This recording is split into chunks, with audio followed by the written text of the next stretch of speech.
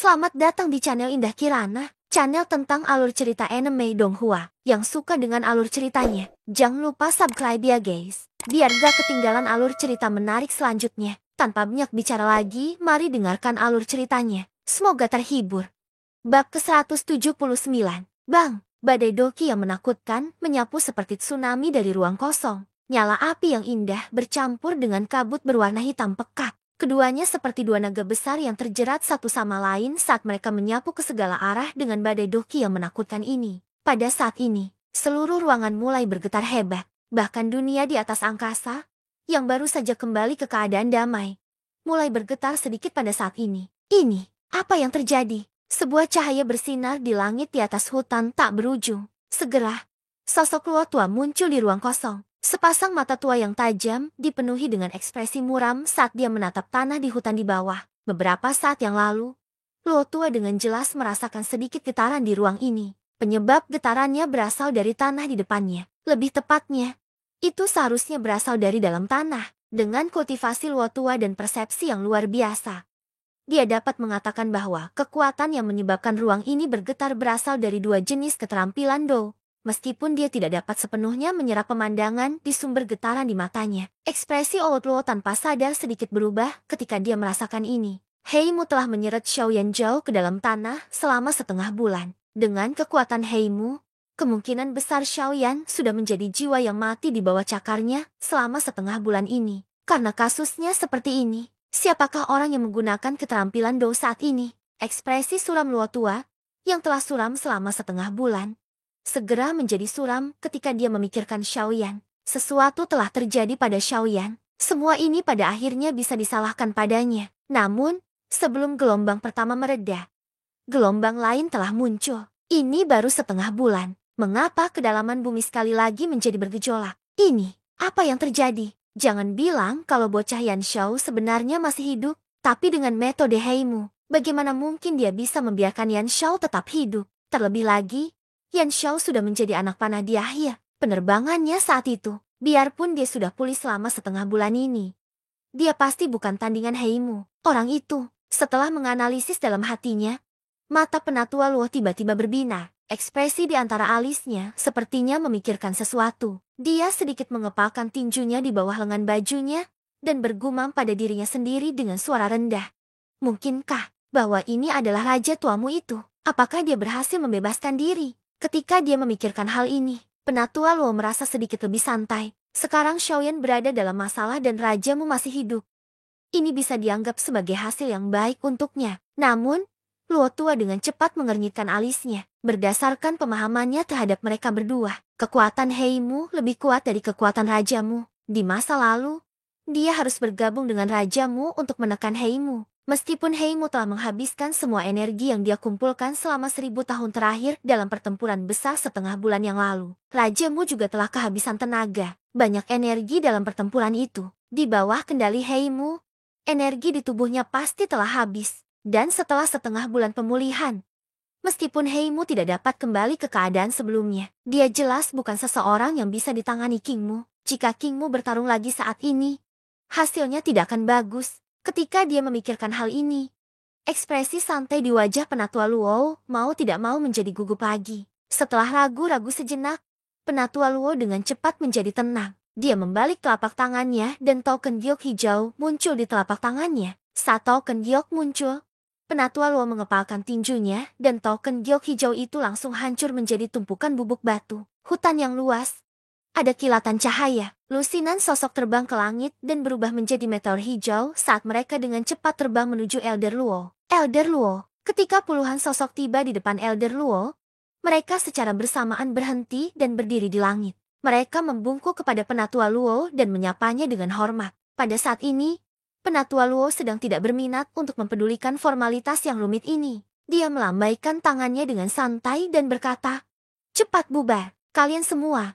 Cepat bubar dan buat formasi besar di luar hutan. Saya berasumsi akan ada pertempuran sengit dalam waktu dekat. Selama periode ini, Anda semua tidak diperbolehkan meninggalkan postingan Anda tanpa izin. Anda harus waspada setiap saat. Begitu ada gerakan apapun, tidak perlu memberitahu orang tua ini." Begitu penatua Luo selesai berbicara, sosok berjubah hijau merespon secara serempak. Penatua Luo khawatir dengan situasi di bawah dan hendak pergi. Penatua Luo, bolehkah saya tahu apa yang terjadi? Mengapa Penatua Luo begitu terburu-buru? Saat sosok Penatua Luo berbalik, sosok yang paling dekat dengan Penatua Luo di belakangnya ragu-ragu sejenak dan akhirnya mau tidak mau bertanya. Ketika Penatua Luo mendengar ini, gelombang kemarahan melanda kepalanya. Mau tak mau, dia ingin menampar orang yang berbicara dengannya sampai mati. Pertempuran telah usai, dan patriark telah ditangkap. Sekarang, Anda bertanya kepada saya apa yang terjadi. Bagaimana mungkin aku tidak marah?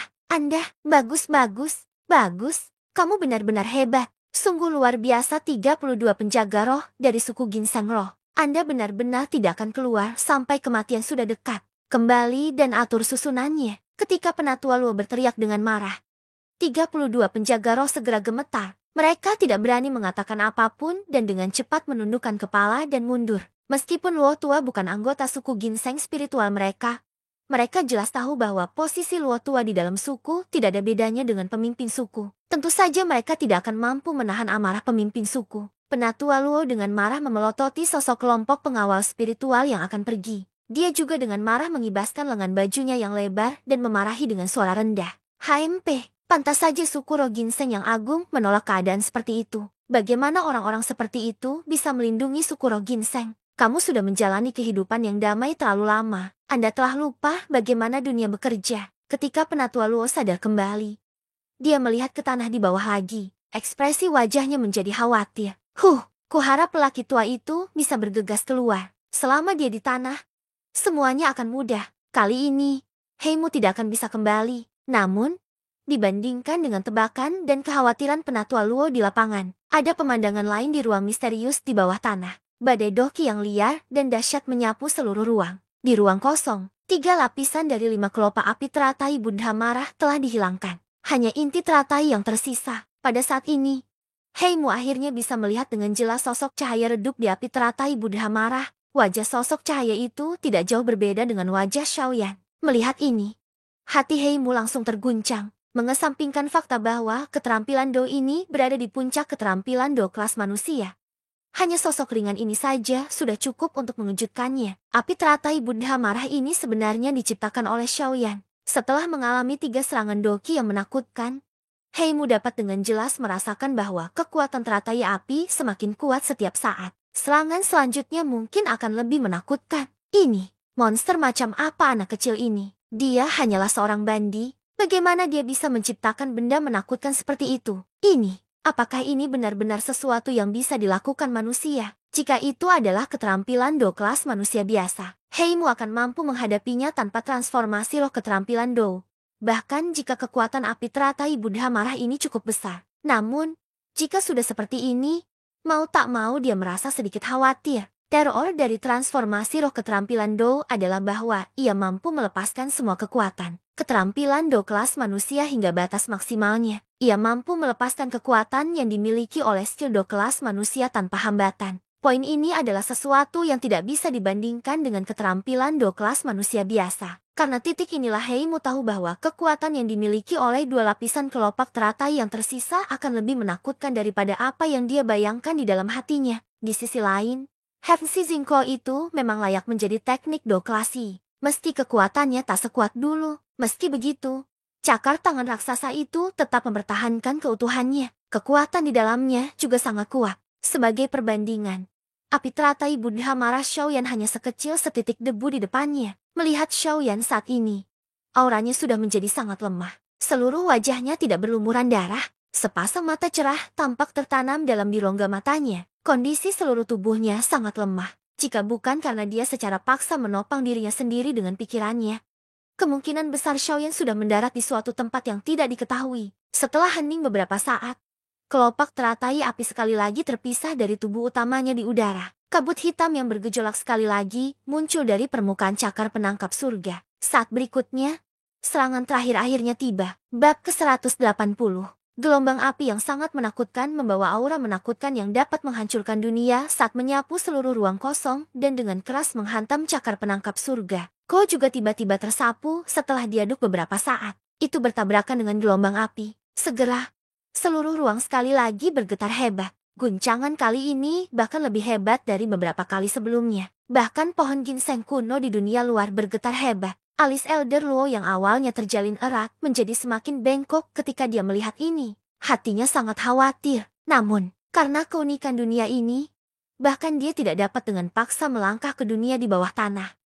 Penatua Luo menghela nafas dengan wajah serius. Dia hanya bisa tanpa daya mengalihkan perhatiannya ke formasi besar. Ini juga jaminan terakhir dalam hati Penatua Luo. Saat gelombang api dan badai yang dibentuk oleh kabut hitam bertabrakan, tampak seolah-olah penghalang telah dipasang di ruang kosong, memisahkan ruang ini menjadi dua bagian. Keindahan yang sangat meningkat api surgawi dan kabut hitam yang menutupi sebagian besar ruang kosong seperti awan hitam. Seperti dua binatang raksasa purba yang bertarung satu sama lain. Semakin mendekati akhir, suasana di antara keduanya pun semakin mencekam. Seolah-olah hanya peluang kecil yang diperlukan untuk benar-benar menyulut atmosfer di medan pertempuran. Gelombang menakutkan yang diaglomerasi dari 5 jenis api surgawi terus menyapu seluruh ruang kosong. Pada saat ini, bahkan Xiaoyan, yang dikenal karena keceriaannya, tanpa sadar wajahnya memerah. Doki di dalam tubuhnya telah habis, menyebabkan Xiaoyan saat ini tidak dapat mengabaikan gelombang api surgawi. Situasi saat ini di medan pertempuran bukan lagi sesuatu yang bisa dia kendalikan. Dihadapkan dengan api surgawi yang berulang kali menyerangnya, Xiaoyan hanya bisa bertahan tanpa daya dan pahit. Xiaoyan tanpa sadar mengutuk dalam hatinya sambil menghela nafas dengan getir di dalam hatinya. Penggabungan 5 jenis api surgawi adalah sesuatu yang telah dicoba oleh Xiaoyan di benua Doki di masa lalu. Bahkan api teratai Buddha marah yang terbentuk dari penggabungan 6 jenis api surgawi juga dipegang di tangan Xiaoyan. Namun, belum pernah terjadi seperti ini. 5 jenis api surgawi sebenarnya menyebabkan dia sangat lelah. Meskipun dia mengutuk dalam hatinya, Xiaoyan dengan jelas memahami bahwa benua ini bukan lagi benua Doki. Hanya di tempat inilah Xiaoyan dapat benar-benar merasakan kekuatan sebenarnya yang Yolo ceritakan kepadanya saat itu. Membakar langit dan merebus lautan. Kekuatan untuk menghancurkan langit dan bumi. Membakar segala sesuatu di dunia. Yang paling kekuatan penghancur yang mengerikan di dunia. Kembali ke benua Doki.